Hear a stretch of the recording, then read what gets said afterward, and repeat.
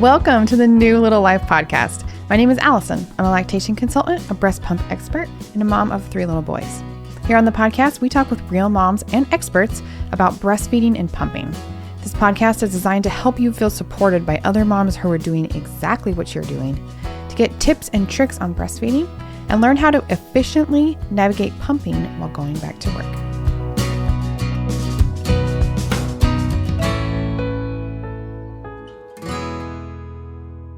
All right, here we go again. Another episode in season 2, and we are well into season 2 at this point, and we have been talking with working moms, really diving into moms that are combination breastfeeding and pumping and how they're making all of that work while they go back to work. And tonight's conversation is no exception. We're going to be talking with Melanie tonight, who is an educator.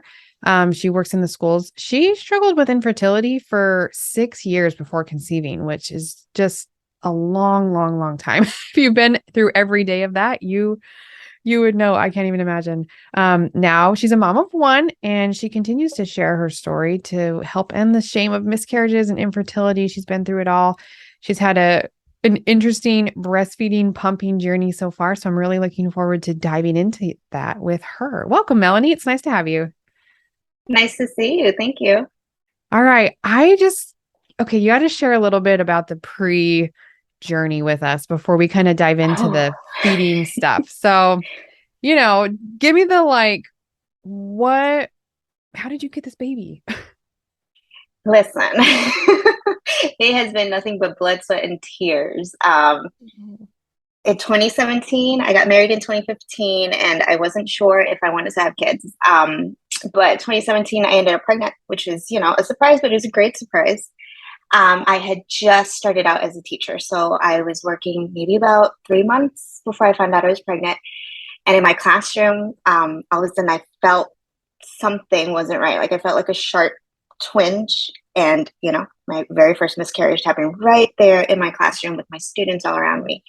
But ever since that moment, once I lost the little life that I didn't know I wanted at that time, I just, decided, okay, I do want to be a mom. This is such a devastating loss. So went to the doctor, made sure everything checked out fine. Everything looked great. Blood work, everything was great on my end, great on my husband's end. Kept trying again. And it was just a cycle. Every time I would fall pregnant around 6 weeks, I would always lose the pregnancy. And, everything just kept happening at the school. So once COVID hit, once we got to that point where we were in lockdown, I went ahead and made an appointment at the suggestion of my OB to start fertility, clinic treatments. Mm-hmm. We went to the clinic and had all the invasive, kind of testing done and everything there. And they still couldn't find anything wrong. They, at that stage, they're just like, there's no reason why you're not getting pregnant at this time. Because, after 3 miscarriages, I could no longer get pregnant. It was just not happening anymore, no matter what. They couldn't find a reason for any miscarriages either. So they just kind of threw the book at me. They just kind of said, okay, so what we're going to try now is, put you on a baby aspirin regimen. From there, we're going to see if, giving you Levinox shots when you do start your cycle will help out with a pregnancy, should it, conceive. We went through 3 rounds of natural cycles where it's timed intercourse with medications, and nothing panned out. We started 2 rounds of IUI because our fertility doctor wanted us to do 2 rounds of IUI before we explored the, possibility of an IVF. But by the second IUI, I just started to kind of feel funny. And, we were on a road trip to Tennessee. I was like, you know what? Nothing's worked so far. That, it's just not meant to be in the cards. I don't know if we want to go through the aggravation or, the whole emotional process that it takes to do IVF. So, it was a nice run. It is what it is. Let's just travel. But when we kind of started going through the mountains in Tennessee, because that's where we were going to go, I was going to start to get motion sickness, which I never get motion sickness at all. So we got to the hotel and I took a pregnancy test, and second IUI worked. Wow. And this is your little one that you have now? Yeah, this is it. It was just one and done.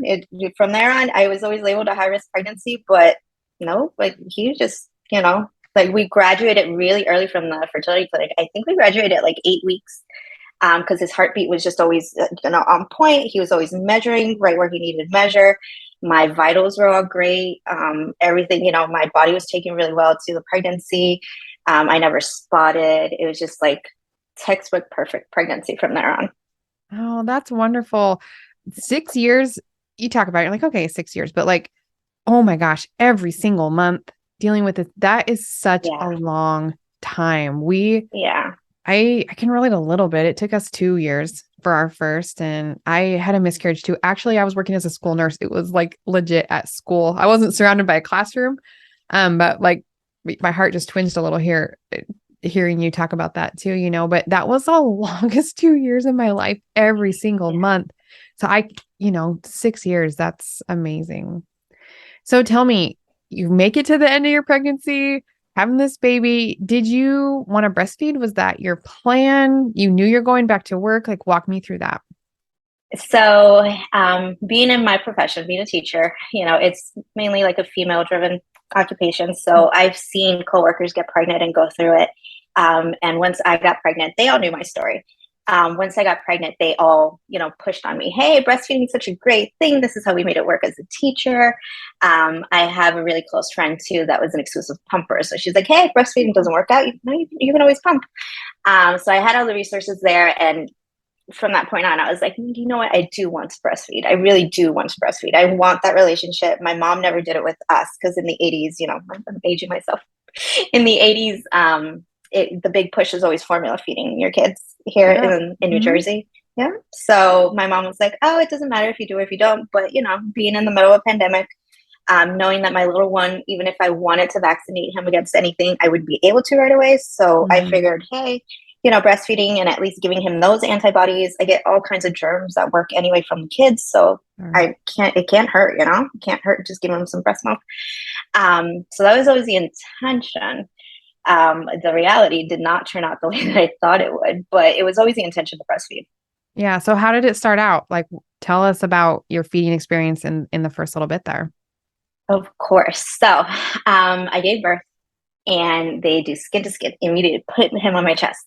He happened to be one of 22 babies born that day. Oh my word. I know. It was a busy time at that hospital. He was born March 10th. And 22 babies were born. Mine, I think he was like about number 16 or so. And the lactation consultant just kind of popped in and told the nurse, tell her not to let him latch yet. I'll come back. She's a first time mom. So, try not to let him latch yet. If he ends up latching, just keep an eye out, but I can't make it in here right now. I have like other patients I need to go to. But my son was ready. My son was inching his way. Like he did like the little infant crawl that they do when they're newborn. And he just kind of found what he needed to find. And he grabbed on immediately as the lactation consultant was called back in. He was like, no, this baby's latching. Like, we get that you're busy because this baby's latching. So when he went ahead and latched, she just kind of came in and just kind of looked at him for like a minute and goes, yep, that's a great latch. That's a deep latch. How does it feel? Is it a little uncomfortable? You want to hold him this way? You want to hold him that way? And then she left because, the whole time she was with me, her phone was just ringing, like just constantly ringing, ringing, ringing. So I can tell it was a busy time for them. So, she came in and she just set us up. She told us everything was fine. My son latched like for the first time, I want to say he was on for like maybe about 20, 30 minutes, on and off, on and off, on and off. Great. And then just throughout the night, he just kept, wah, come back on, wah, come back on, come back on. So, I thought everything turned out great. Yeah. That sounds right for the first little bit. Right? I am a little, well, more than a little frustrated at the lactation consultant. Mm-hmm. Can I just say, Mm-hmm. like, and I don't think we never intend, like, do no harm is like the first, rule, Of but course. that really kind of subtly undermined you into like, you can't do this by yourself. I will be here to save and rescue you. Mm-hmm. But like, Mm-hmm. nothing was wrong. The baby can latch by themselves, especially that first latch. Like, oh, and I again, I'm know. sure that she had the best intentions of like wanting to help and be there, but that hurts me. Like, moms and Yeah, babies can do this, and exactly. I don't know. How did you feel Mm-hmm. about it? And in the moment, just after having gone through, because I went through Oh, this is 36 your hours of miracle labor. baby. Like, This Yes, amazing moment. exactly. Yes. Exactly. And then 36 hours of labor and, the epidural not working the first time and then it does work the second time. And it's just like all these emotions are, and I'm Yes. holding this little rugrat that, I've dreamed about for 6 years. And so my first instinct is whatever they tell me I need to do to take care of him, I'm going to do. Oh, So in the yes. back of my mind, I'm like, it's not right for her to kind of like be so busy that she's telling us not to do something I didn't stop him from doing when he started crawling over. I was like, it is what it is. Because I know babies have to eat. Like I've watched videos and stuff. They say babies should eat, whenever they want to eat, especially in those first, like, what I think it's called, like the magical hour, I think it's called, or Yeah, the something like that. golden hour. The Mm-hmm. golden hour. So I was Mm-hmm. like, well, it's totally natural. And so for her to, turn around and just kind of tell us everything was fine, I was like, okay. Anything that she would have told me to do at that time, I would have listened. First time mom, Oh, of course. miracle baby. I want to take care of Yeah. him. I want to make sure I'm Mm-hmm. doing everything right. So yeah, it now talking about it is like when I realized I'm kind of upset because the way that my journey ending up is because of those first few days I was in the hospital with. You think so? Do you think this like played a long-term effect I on your definitely breastfeeding? do. I definitely do. It was so he, fed on and off for the first 24 hours because there were so many patients in the hospital at that time. And because I had had such uneventful birthing experience and because the baby was pretty much checking out fine, um, they didn't exactly pay too much attention to what was going on. Right, like maybe 2 hours before we were supposed to be discharged, they took my son out to do just like the last circumcision and then to run some more blood work just to make sure everything was fine Okay. before the Mhm. doctor checked him off. And comes to find out he has jaundice. So they ended up keeping us an additional 3, 4 hours. Um, the nurse that was in charge of him said, hey, I'm going to have lactation come back over to you because, he wasn't jaundiced when he was at birth, but now all of a sudden he is jaundiced. So let's make sure that the latch is proper. Let's make sure that he is getting something in him because, it's just kind of, he's like borderline jaundice. He's not exactly like in this territory where we have to like, Okay. keep him in NICU or anything like that, but he is Sure. definitely borderline. So they called lactation back over, and it was a completely different person from that first person from the first night. And she just kind of at that point came in, she squeezed, saw that there was stuff coming out. So she goes, okay, it seems like, realistically speaking, I can see stuff coming out. He's latching beautifully. Let me just teach you a different position. Let me teach you how to watch his throat to make sure that he is taking in milk. Like let's make sure his mouth Okay. is filling up and he's definitely taking in milk. So she definitely took more time.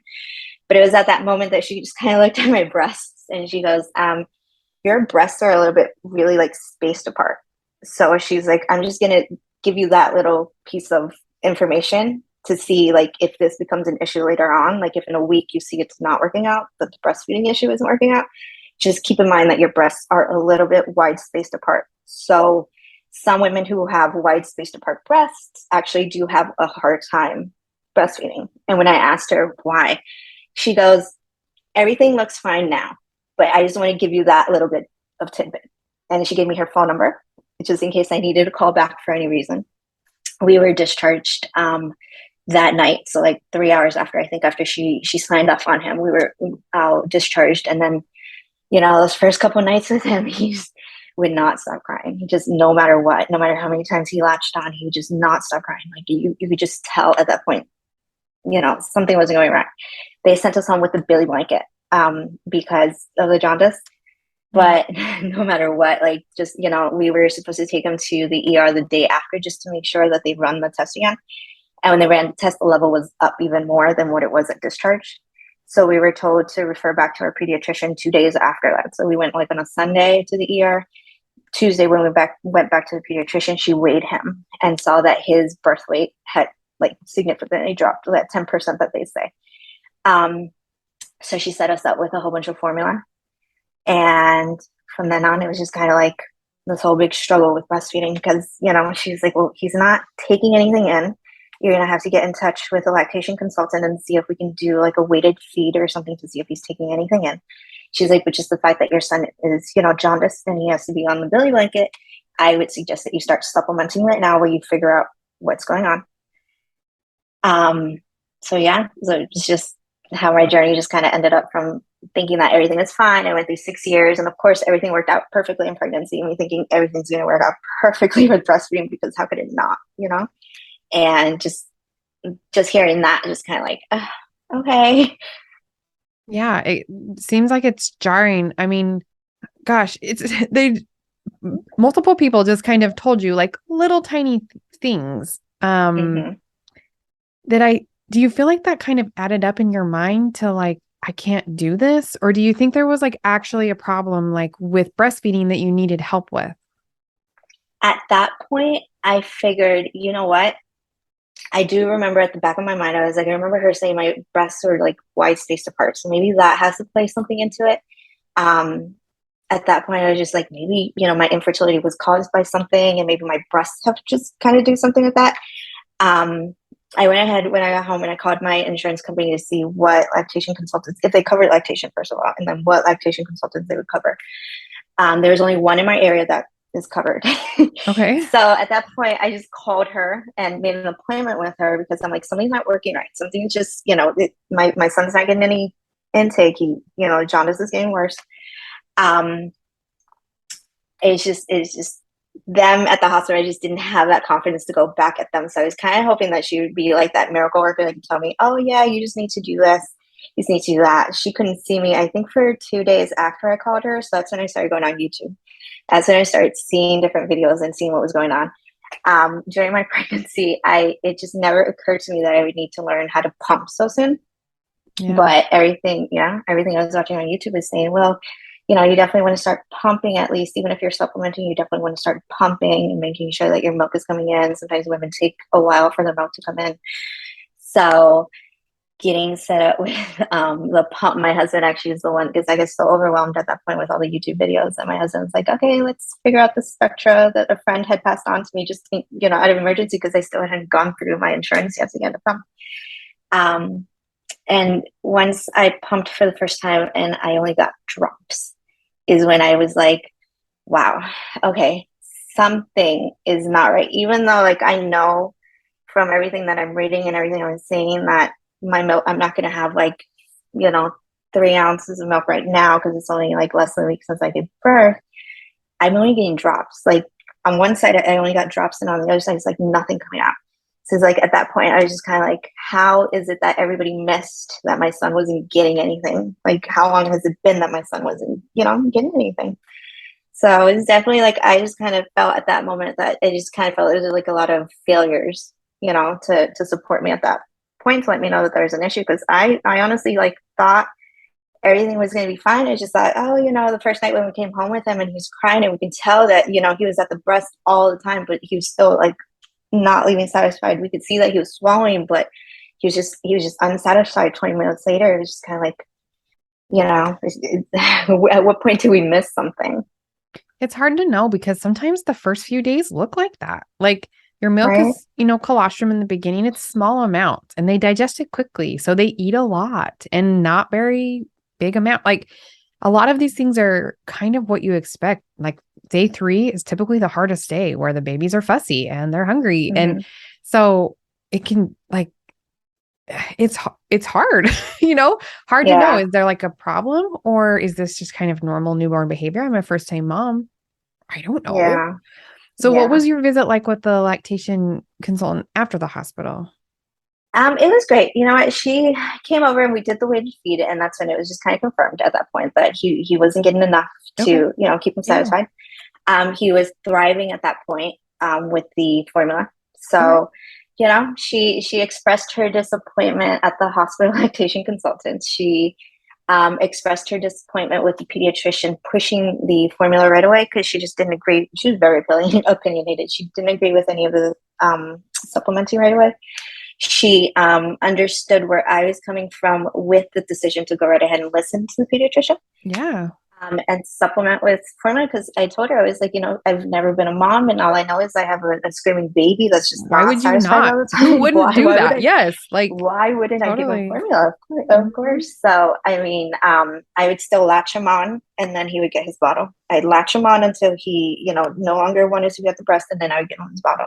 Mhm. So she helped me set that up. She helped me make sure that the latch was perfect. She assessed him for a tongue tie or anything like that, which he didn't have. She gave us tips on using an SNS Mhm. to see if it would fit with, our lifestyle, which unfortunately didn't work out because my husband had to go back to work like almost like a week after I gave birth. So it was just me and the baby most of the time by ourselves. So she had me after that. She's like, all right, well, the milk could still come out. She's like, I'm going to tell you, I'm suspecting that you might have something called IGT. She's like, everything that you're telling me about your fertility issues, I can kind of understand.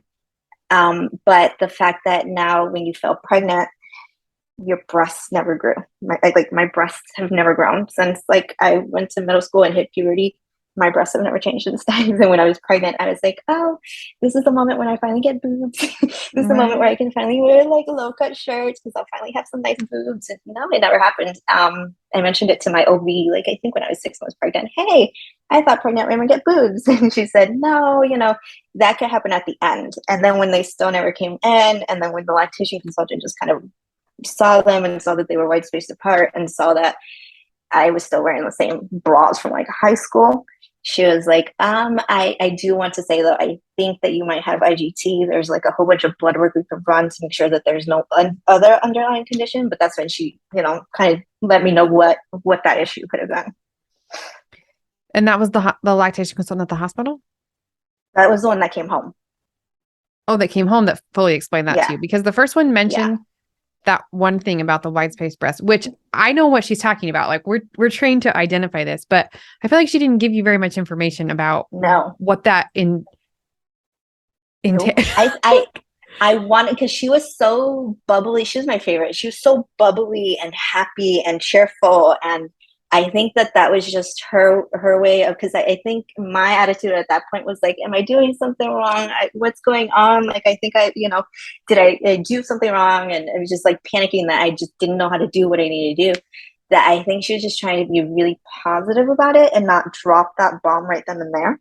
I think that her expectation was that I would call her back when I got home to, to talk that out. But I never tried to get back in touch with the hospital. So her mentioning that, and then when the lactation consultant that my insurance paid for at home said IGT, it just kind of clicked at that point. I was like, oh, what she said is what you're saying.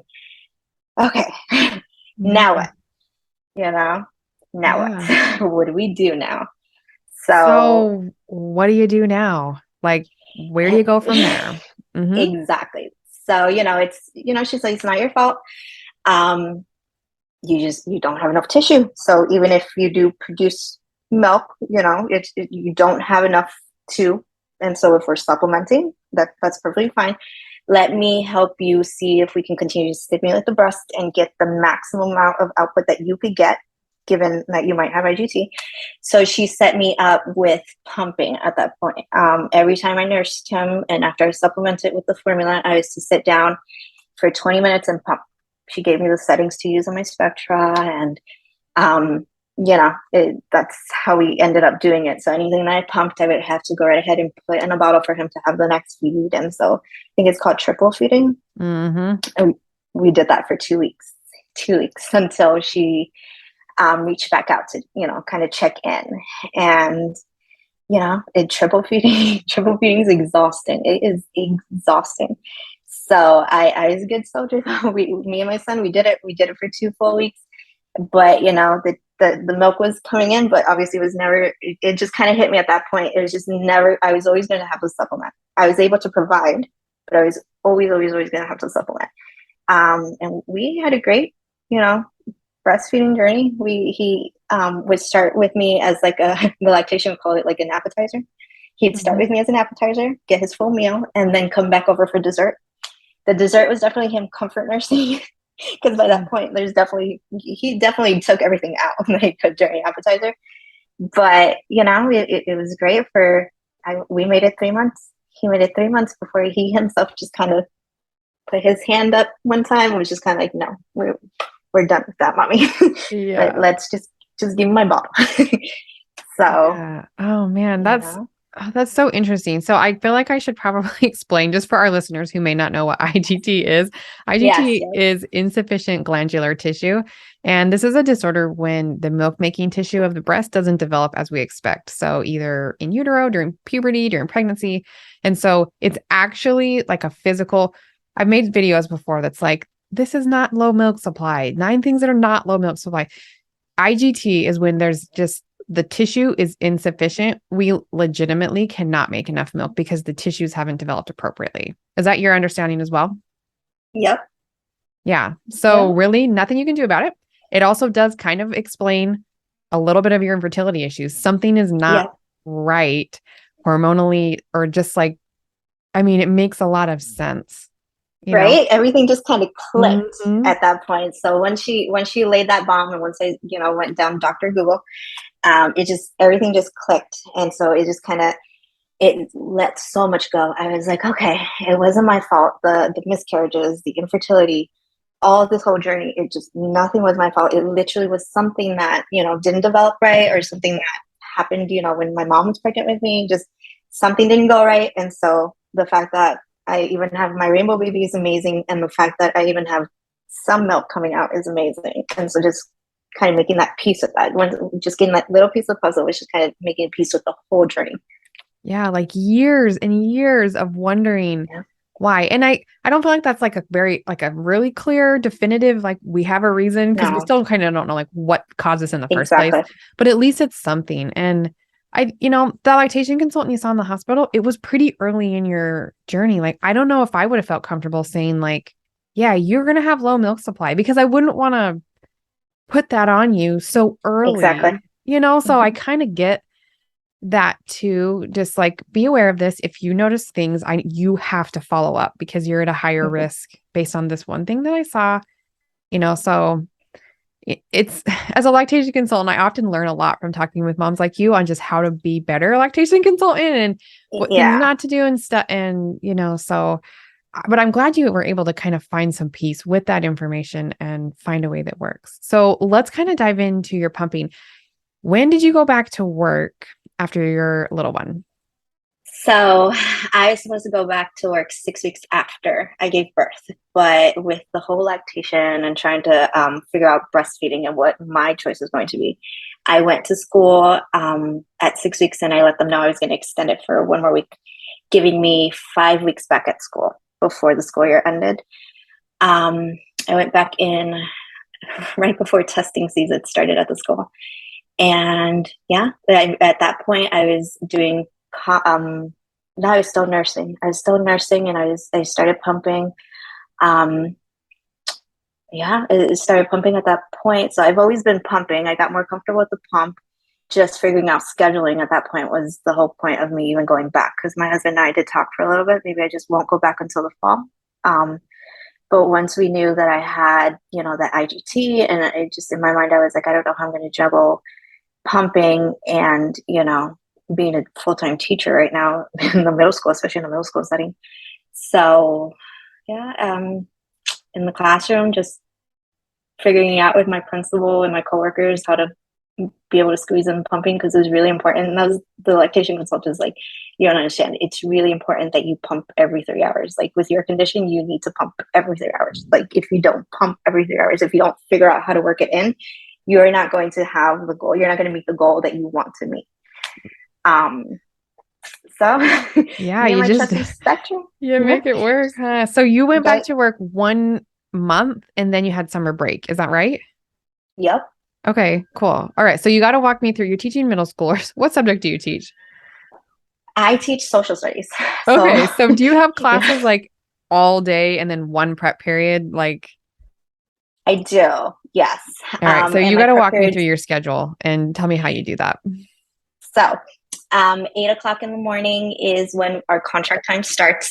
I pump on my way to work. So from about 7 to 7:30, I'm pumping in the car. I get to work at 8, and I don't see my students until 9. So I have to pick up my students at 9. I have that class, I want to say from 9 until 10:30, and then it's my planning. My planning goes from 10:30 and it goes straight into sixth grade lunch, which has been like the biggest like break I could have ever caught coming back. It goes straight up until what time is their lunch over? 12:15. So I have planning into my lunch from 10:30 to 12:15, and then just teaching straight through from 12:15 to 3:30.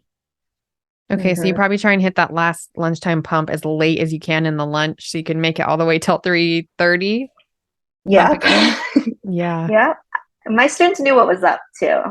With my infertility journey, I started a TikTok account about all of the infertility, and I made videos about all of that. And, middle schoolers just being nosy and on social media just kind of found it. So they were aware of what was going on. So they knew when my door was locked, and I had a sign that said "Mama at work" with two teddy bears or something, because you can't put anything that says like breastfeeding. You can't put anything that says pumping on your door. Middle schoolers, they are not very mature about it. So they knew that if I wasn't opening the door, I was in there making what they call mommy milk. She's just doing her mommy milk stuff right now. So they're really sweet about it. But yeah, for that 1 month, it worked out really great. Yeah. Oh, I love it when I had another guest on the podcast recently too, who actually, she was a teacher too. She taught band, and it was the same kind of thing, especially her like sixth graders were really just, interested in it and very accepting. Like, this is normal, and I love that women like you are introducing milk to kids younger.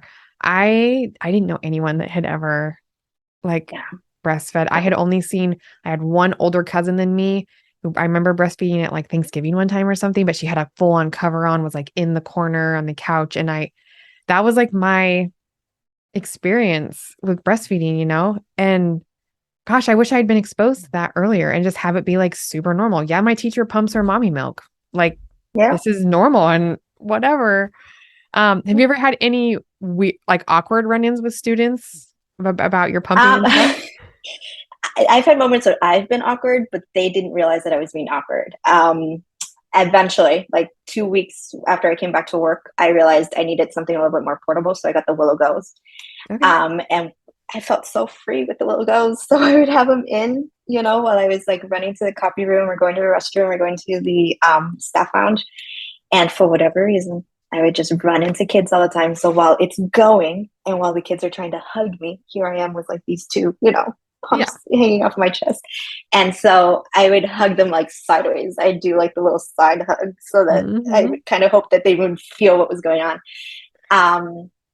So that was a little awkward, especially with the boys, because the female girls, like the students, the female students always knew what was going on, but I think like the male students were just a little bit more oblivious, or they just didn't care. They were just like, yeah, whatever. My teacher's just being a teacher. But the boys are the ones that just like, would come up to hug me, and I'm like, oh, side hug. So super awkward, and they'd be like, Miss, you're being kind of weird, and they would just walk away from me, and I'm like, no, you don't get it, but that's fine. Just think that I'm weird. I think that they're super oblivious. I'm not surprised that the female students notice and the male students just have like legit no clue. And you're like, dude, you can't tell me my breasts are like huge. They seriously can't. They have no idea. No whatsoever. None whatsoever. Like, and you can hear them too. Like you think that they're really quiet, but you can definitely hear. Once you get to like a certain point on your body, you can hear the Willow Goes. So I'm like, okay, you didn't hear anything. That's totally fine. But for me, it's just awkward. Just awkward. Oh man. How about like staff, principals, teachers and stuff? Have they been supportive at your school as well? I have been so lucky.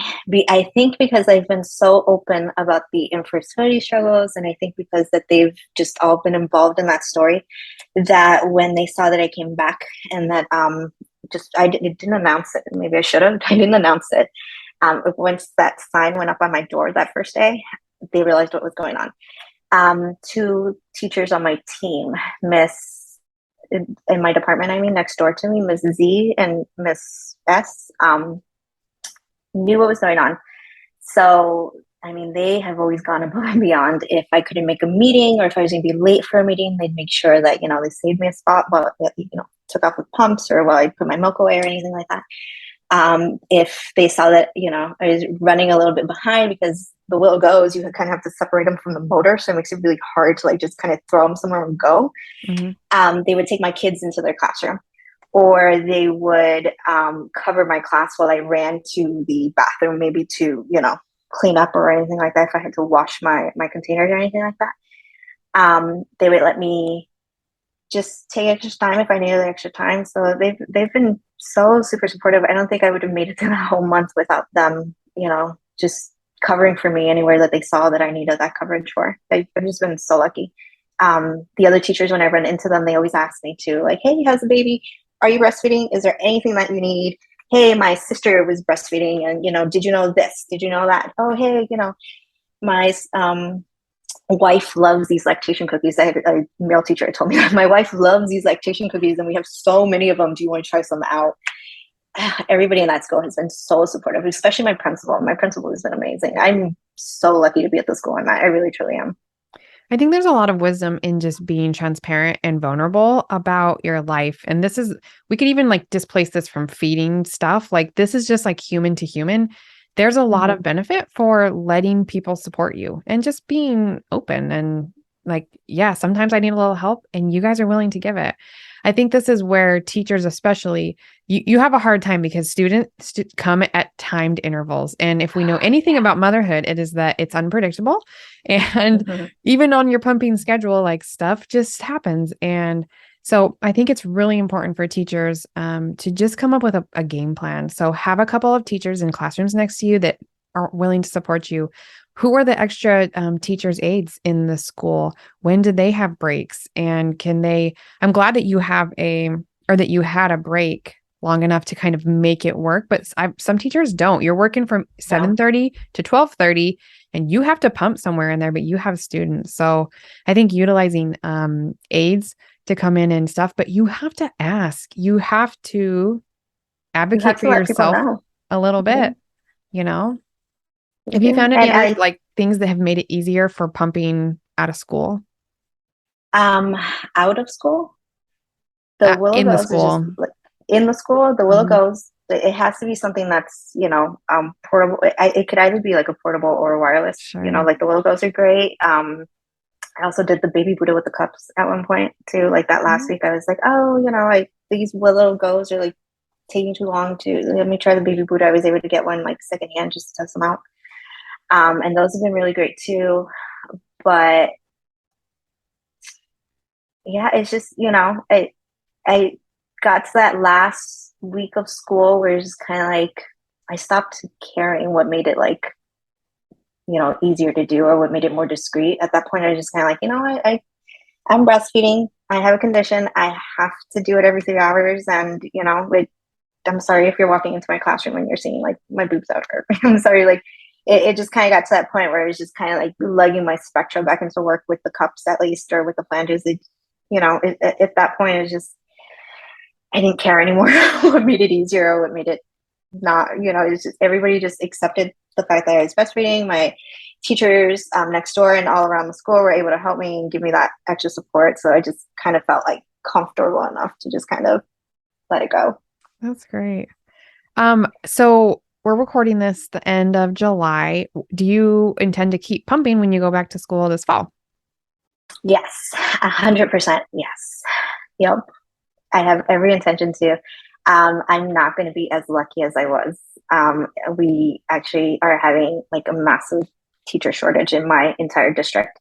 So a lot of us teachers are giving up our plannings. I mean, we get paid for giving up our plannings. Sometimes they ask you, sometimes they don't. So it looks like I might actually be losing that big chunk of time. I have to figure out how that's going to go. I'm like trying not to stress about it right now, but I'm going to have to figure out how to squeeze in the pumping in that point. But the plan is to continue to go. I've made it, 4 months now? We're going on to 5 months now. And my ultimate goal has always been a year, but we'll just kind of see how it goes. Yeah. So I would love to ask you what it's been like. You're still supplementing a little bit with formula, correct? And breast milk. What has that been like mentally, emotionally to put in? Like, we know pumping is hard work. We know feeding your baby is hard. and just getting the amount you're getting. I'd love to hear your thoughts on that. You know, it has been a love and hate relationship at the beginning. Okay. Every single day, I was always like, you know what? Because at the beginning, I was only getting like an ounce a day. It was only about an ounce a day, and I would give my son his little ounce a day. He was drinking like 3 ounce bottles at that time, and I was like, okay, well, at least he gets like a third of a bottle once a day.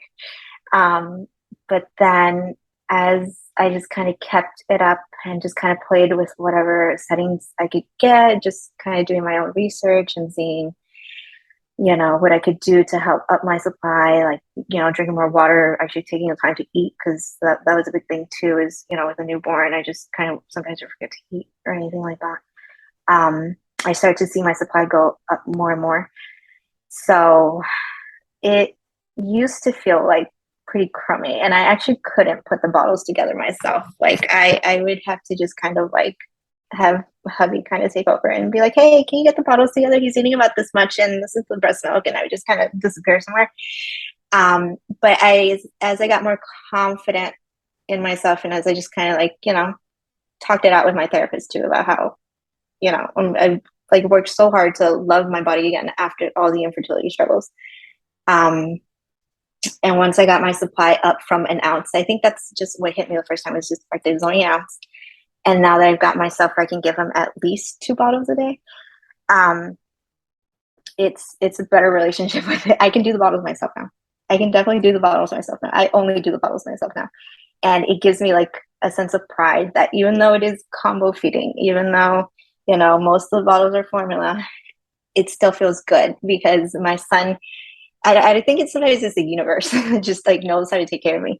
My son gets this like mischievous little grin when he sees me pumping, and when he sees me pour that milk into a bottle, and he'll just kind of look at me. He definitely doesn't want to breastfeed anymore. He weaned himself off of me.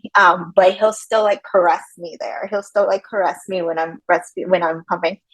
And when he Oh, get my, I know, and my husband always says, he's like, I don't know. He's like, when I give him the breast milk bottles, he definitely has a different like look to him. And my mom says it too.